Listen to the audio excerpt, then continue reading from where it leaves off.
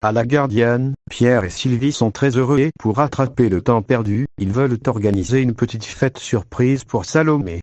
Ils veulent aussi lui montrer que désormais elle a une famille. Le couple met Maxime dans la confidence. Pour le gâteau, Maxime suggère à Pierre de trouver le péché mignon de Salomé, des fraises des bois et pendant ce temps, il dessine le gâteau. Maxime a choisi de réaliser un entremets fraises des bois, parfum d'Occitanie. Pour éloigner Salomé de la Gardienne, Pierre l'envoie acheter de la poitrine fumée. À son retour, la jeune femme découvre la surprise préparée par ses parents. Laetitia, Kelly et Maxime sont présents. Sylvie profite de l'occasion pour offrir à sa fille une corbeille remplie de cadeaux. Depuis 20 ans, tous les 14 décembre, elle choisit un cadeau en pensant à Salomé, en essayant d'imaginer la petite fille, l'ado et la jeune femme qu'elle était en train de devenir. Cela lui permettait de supporter son absence. Salomé est très touchée. Sylvie fait ensuite une jolie déclaration à sa fille, elle lui assure que désormais elle ne la quittera plus. Clotilde essaie d'oublier Joachim. Clotilde et Guillaume viennent de partager un moment intime. Et cela faisait longtemps que le couple n'était pas aussi senti en symbiose. Guillaume a le sentiment pourtant que sa femme a la tête ailleurs lorsque le téléphone de la chef Armand vibre. Clotilde attend que son mari aille sur la douche pour lire le message de Joachim. Le frère de Martha lui fait part de l'arrivée des échantillons de vernis et il lui demande si elle veut venir les voir. Clotilde rejoint Joachim plus tard à l'Economa. Il lui avoue qu'il avait envie de la voir. Clotilde met les choses une fois de plus au clair. Même si elle a passé un bon moment avec lui, elle aime Guillaume et elle ne veut pas le perdre. Joachim lui assure qu'il ne dira rien à personne et qu'il ne fera rien qui la mette mal à l'aise. Clotilde retrouve Rose. Elle lui confie qu'elle a le sentiment que son couple avec Guillaume est reparti sur de bonnes bases. Elle lui avoue aussi que ce n'est pas simple d'avoir coupé avec Joachim. Et même si elle se défend d'être amoureuse, Clotilde a ressenti quelque chose de très fort quand elle a fait l'amour avec Joachim. Elle avoue à Rose que cela faisait longtemps qu'elle ne s'était pas aussi sentie aussi vivante. Entre Louise et Théo rien ne va plus, l'ambiance n'est pas des plus joyeuses au petit déjeuner chez les Tessier. Théo est nerveux, car c'est son premier jour en tant que chef du double A et Charlène fait la tête, ce qui n'a pas échappé à Constance. Emmanuel met un petit coup de pression supplémentaire à son fils en lui indiquant qu'il passera avec Claire pour vérifier ses suggestions du jour.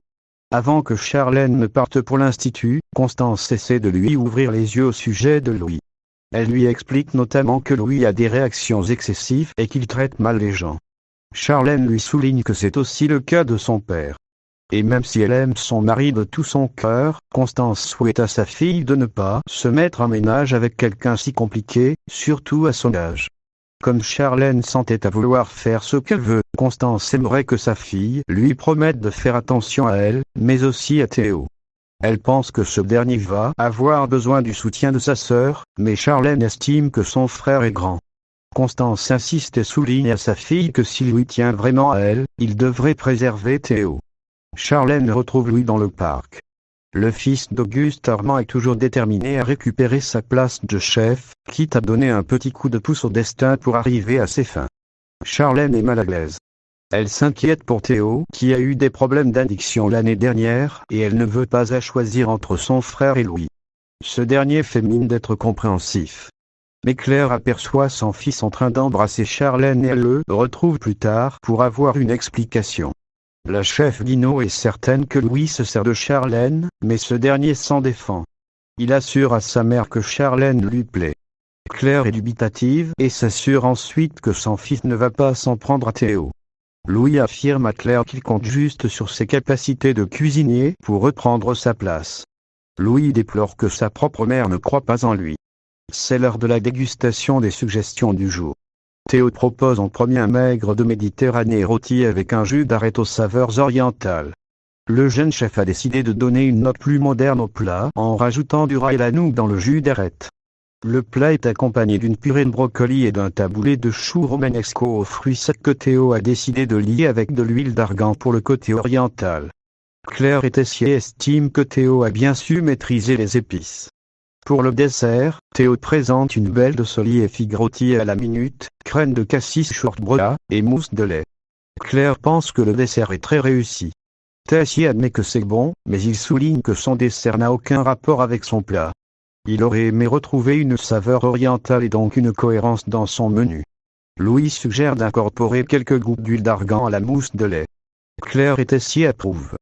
Avant d'envoyer les assiettes au douglas, Louis suggère à Théo de rajouter un cordon de sauce autour du poisson, mais le chef s'y oppose. Charlène va dans le sang de Louis, mais Théo refuse, estimant que le plat est très bien ainsi. Théo peine à asseoir son autorité face à Louis au double. Il a le sentiment que ce dernier essaie de le faire passer pour un abruti depuis le matin et l'agresse. Charlène prend la défense de Louis. Théo demande à sa sœur de ne pas s'en mêler. Convaincu que Louis cherche à reprendre sa place, il lui demande de ne toucher à aucun plat et l'envoie faire la plonge. Charlène s'offusque. Après le service, Théo félicite sa brigade. Mais il n'apprécie pas que Louis soit encore à la plonge. Louis souligne que ce n'est pas sa faute s'il est meilleur au fourneau qu'à la plonge. Théo demande à Louis de changer d'attitude, et il lui rappelle que le chef, c'est lui désormais.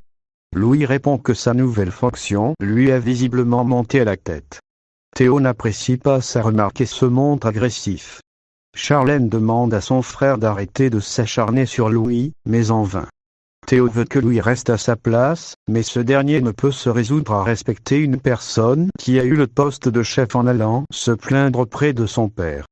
Théo lui demande de se taire, mais Louis lui lance qu'il n'est qu'un pauvre petit toxico capable de rien. C'en est trop pour Théo qui craque et lui assène un coup de tête pour couper court à ses provocations. Ils sont tous les deux convoqués chez Tessier.